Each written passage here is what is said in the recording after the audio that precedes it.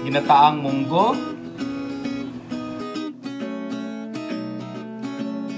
So both sides. Welcome back to another episode of the Lutong Lokal. Magluluto tayo ng ginataang munggo. Samahan niyo ako sa Lutong Lokal. Magluto na tayo! So ito yung ating mga ingredients. Kailangan tayong also ito yung ating cherry tomato, white onions. Ito 4 na pirasong luya. Ayan. And then of course, ang ating lemon. Kailangan din natin ng salt to taste. Sarap. No, nilalagyan ko ng magic sarap. Alternative to sa alugbati. Munggo ng chicharon. Kahit anong chicharon, ating nilagang munggo. Yung ating onions. Sunod natin yung ating okay. Yan.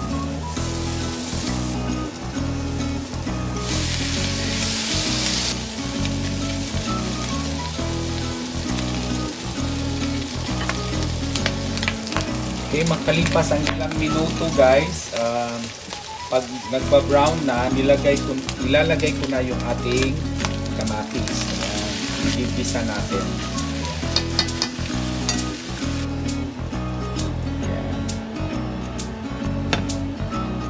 Yung lemongrass. Takpan natin. For 5 minutes guys, buksan na natin. And then, kalabasa. Sa inside. Makalipas ang 5 minuto, buksan na natin ang ating munggo. So, tingnan natin na yan. So, milk. Ayan guys. Ayan. So, haluin natin. Pag maghalo tayo guys, dito lang sa gilid. After 3 minutes, sarap seasoning. Kung titignan ninyo guys, super lapot. Super lapot yung ating munggo dahil sa coconut milk. At the same time, yung ating squash, yung kalabasa natin talagang labo, no? Ayan, tingnan ninyo. Ayan. Ayan, tingnan ninyo guys. Ang ating kalabasa talagang okay, after 3 minutes, buksan natin ulit ang ating pan. Okay guys, so ngayon, hinaan natin yung ating apoy. Ilalagay ko na yung ating chicharon. Ayan. Ayan.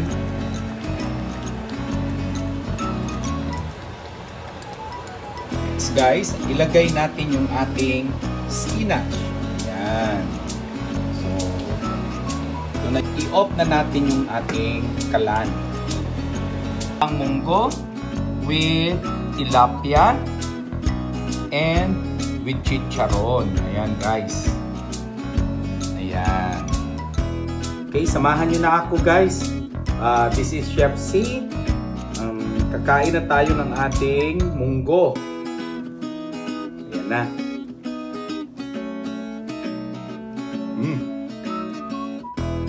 Very ano siya guys, creamy dahil sa ating ginataan at the same time yung ating kalabasa na napakaganda na kalabasa. Ayan. Ayan. Guys, pag nagustuhan nyo to, gagawin nyo to bahay ninyo. Ang sarap.